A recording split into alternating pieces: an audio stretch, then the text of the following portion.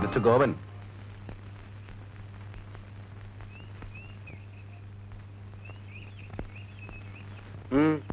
ഇതെന്താ പതിവില്ലാതെ ഈ ഭാഗത്തൊക്കെ?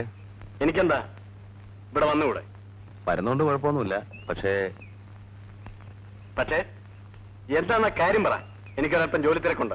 നിന്റെ കലാപരിപാടികൾക്ക് ഇവിടെ ചില സ്ഥിര ആൾക്കാരൊക്കെ ഉണ്ടല്ലോ. പിന്നെ ഈ മാനം മര്യാദക്ക് ജീവിക്കുന്നവരുടെ അടുത്ത് ഇത് വേണം. മാനം മര്യാദക്ക് ജീവിക്കുന്നവർക്ക് കല്യാണം കഴിക്കാതെ കൊച്ചുണ്ടാവില്ലല്ലോ. പിന്നെ ഞാൻ വരുന്നത് നിനക്കിഷ്ടമല്ലെങ്കിൽ നീ കയറി വീട്ടിനകത്തിരുന്നു കാണണ്ട. ഇനി മേലിൽ നീ ഇങ്ങോട്ട് വരരുത്. നീ ആരാ അത് പറയാൻ? ഏതായാലും നീ കണ്ടം ചെയ്തിട്ടിരിക്കുമല്ലേ. ഞാനൊന്ന് ഓവർറോൾ ചെയ്തെടുക്കാമെന്ന് നോക്കട്ടെ. അതായത് ഒന്ന് മിനുസപ്പെടുത്തിയെടുക്കാമെന്ന്. പാമ്പായാലും പഴവില്ലാസനം നല്ലത്.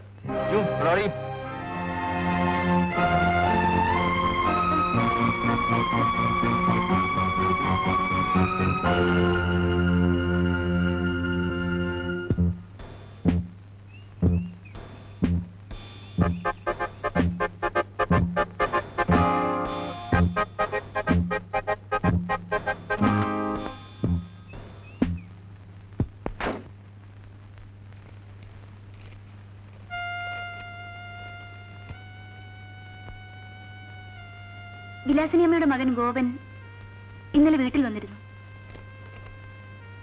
ഒരു കുട്ടിയുള്ള സ്ത്രീയോട് വിവാഹാഭ്യർത്ഥന നടത്തുന്നതിനേക്കാൾ നല്ലതല്ലേ അവിവാഹിതയായ ഒരു പെൺകുട്ടിയെ കണ്ടുപിടിച്ച് വിവാഹം നടത്തുന്നത്? വിലാസിനിയമ്മ വിഷമിക്കണ്ട. ഗോവൻ പറഞ്ഞത് ഞാൻ അത്ര കാര്യമാക്കിയിട്ടില്ല. Thank you.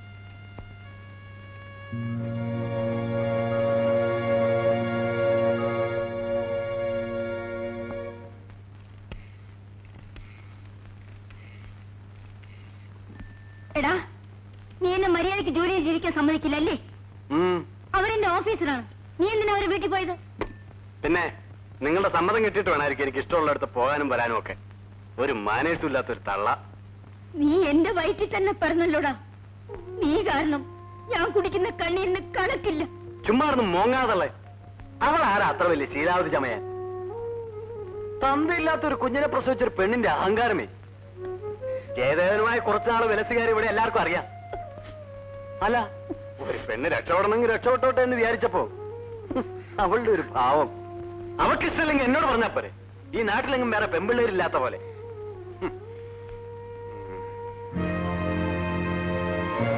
അവനെ നിങ്ങളുടെ ഓഫീസാറിനോട് പറഞ്ഞേരെ ഗോവൻ ആളൊരൽപ്പം പെസയാണെന്ന്.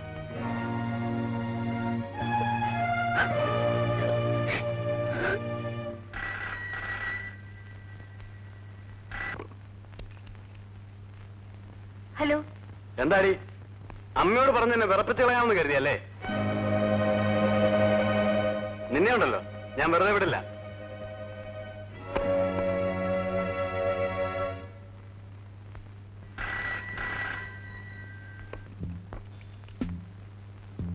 എന്താ ഫോൺ വെച്ച് കളഞ്ഞത്?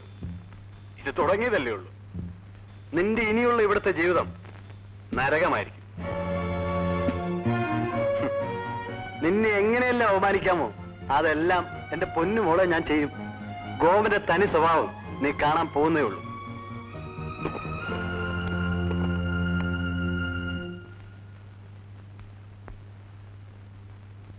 വിലാസിനിയമ്മേ, എന്താ മായി?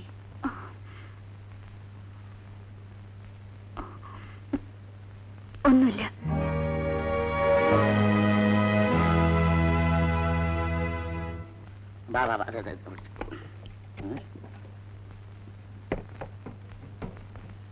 സൂക്ഷിച്ചു കൊണ്ടുപോകണത് മുഴുവൻ റെക്കാർഡാ കേട്ടോ. കളയരുത്, തുറന്നു നോക്കുകയും ചെയ്യരുത്. പറ ആ കസര എടുത്ത് എടുത്തോണ്ട് പോകും. എടുത്തോ. സാറ് വരണ്ടായിരുന്നു, ഞങ്ങൾ എടുത്തോളാമായിരുന്നു. അത് സാരമില്ല.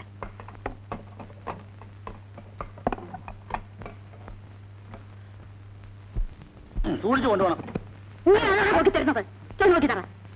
അറിയാതെ പറ്റി എന്നാ അമ്മച്ചി. അമ്മച്ചിയോ? മര്യാദക്ക് പൊക്കിത്തറ. ഞാൻ തന്നെ പോകണം. തന്നെ അങ്ങോട്ട് പോക്കാൻ. ഈ വയസ്സാം കാലത്ത് എന്നെ കൊണ്ട് പൊക്കിച്ചെങ്കിൽ പൊക്ക്. പിടി. അത് പൊക്കാനും അറിയാൻ വയ്യ. ഇതുകൊണ്ട് വിളിച്ചവിടെ പോയി കിടന്നോ കേട്ടോ, ഇങ്ങോട്ട് വന്നേക്കരുത്.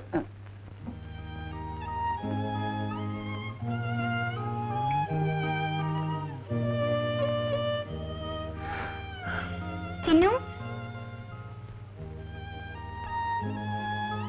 ചിന്നു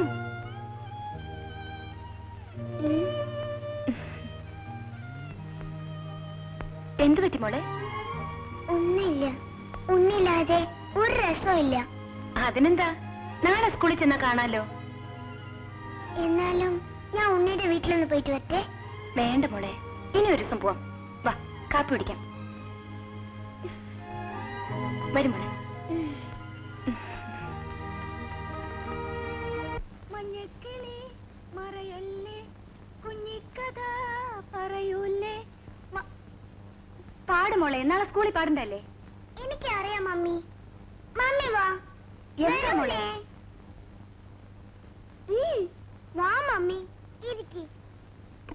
മമ്മി ചിന്നുകുട്ടി വിളിക്കും. മമ്മി എന്തിനാ മോളെ ഇപ്പൊ വിളിക്കുന്നേ? വിളിക്കും മമ്മി. ശരി ശരി.